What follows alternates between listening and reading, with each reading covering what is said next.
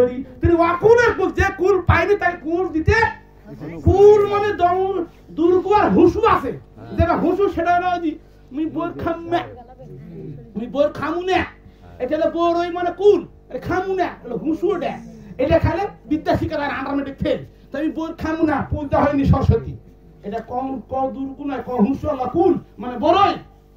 আর দুর্গ মানে কি, মানে কিনা আর গতি মানে বুঝি, অনুকূল মানে কি সামনে গতি, আর প্রতিকূল মানে পিছনে। অনুকূল মানে ধরার কথা। তাই বললাম তো, কৃষ্ণের পক্ষে মানে অন্ধকার, কৃষ্ণ মানে কালো, আর অনুকূল মানে শুক্লাদবমি তিথিত ওম কৃষ্ণাই নমঃ অন্ধকারে নমঃ। তা কথা মা ঠাকুরটি তোরা করলে কেমন লাগে দাগধিনী, নিন্দার কথা নয়। এই জানে, এই কথাটা যারা জানে না বোঝে না। তাহলে এদের একে চন্দ্র, দুইয়ে পক্ষ, তিনে নেত্র। কই তিনে নেত্র? আছে আছে। ও যারা আপনের খবর আপনার হয় না, ওদের চিনতে পারলে রে, ওদের যাবে চিনা না রে চিনা, ওদের চিনা না রে চিনা, ও যারা আপনের খবর আপনার হয় না। হাতের কাছে নড়ে চড়ে খুঁজলে জনম ভর মিলে না, কে কথা কয় রে দেখা যায় না। দেখো না তো দেখা যাচ্ছে, একে চন্দ্র, দুইয়ে পক্ষ, তিনে নেত্রটা কই দেখা যাবে কালি। এটা রসক, এটা রসক, এইটা রসক বলেছে। এরা কি বলে আজ্ঞা চক্র তেসরাতিল, এই দুই ভুলের মাঝখানে ভগবান শ্রীকৃষ্ণ গীতার মধ্যে অক্ষর ব্রহ্মযোগে বলতেছেন, দুই ভুলের মাঝখানে তুমি ইষ্ট মূর্তি চিন্তা করে তুমি ধ্যান করো। কে হচ্ছে? কৃষ্ণ বলছেন গীতার মধ্যে অক্ষর ব্রহ্মযোগে বলতেছেন তুমি ধ্যান করো দুই ভুলের মাঝখানে তেসরাতিল, এটাকে বলে হিন্দিতে বলে দুই ভুলের আজ্ঞা চক্র তুমি ধ্যান করো। কে বলছেন? শ্রীকৃষ্ণ।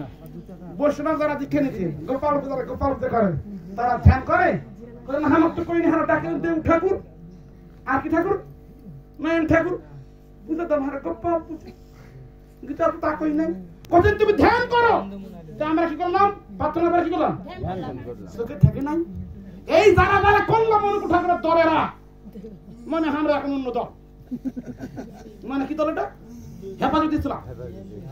এই যেটা করলাম চক্রধার, এটা তো অনুকূল ঠাকুরের কথা নয়। কার কথা? শ্রীকৃষ্ণের কথা। এই যে ইষ্টভীতি করার কথাটা, এটা মোর কথা, অনুকূল ঠাকুরের কথা। কার কথা? কর্মযোগের 9 এবং 10 আয়াত, 16 সূরা, পৃষ্ঠা লেখা আছে। যারা ইষ্টভীতি করবে তারা কি চোর। না এরা শোনা শুননি, এটা আমি বলি না, কে বলছে? শ্রীকৃষ্ণ। আর ঠাকুর বলছেন কি, যখন ইষ্টভীতি করলে কাটে ভালো হয়, মহাভীতি কাটবে চলবে, ভালো থাকবে, তোর চল নাকটা ভালো হবে, মানে যে কানা এই কথা তো ঠাকুর বলছেন। আর কৃষ্ণ বলছেন যারা ইষ্টভীতি করে তারা কি চোর। আর শ্রীমদ ভাগবত গীতা পার্থক্য আছে। শ্রীমদ ভাগবতের তার জীবনী, আর শ্রীমদ ভাগবত গীতা তার মুখস্থিত বাণী। শ্রীমদ ভাগবতে বলছেন নিজের পরিবার, নিজের সন্তান সন্ততি, কাজল বেটার বলুন অমিত আর ওর বর্ণন নিতাই না অনিল, এই পরিবার তরে নিজে প্রত্যেক দিন রান্না করে খায়, সেই পাপি ভোজন করে।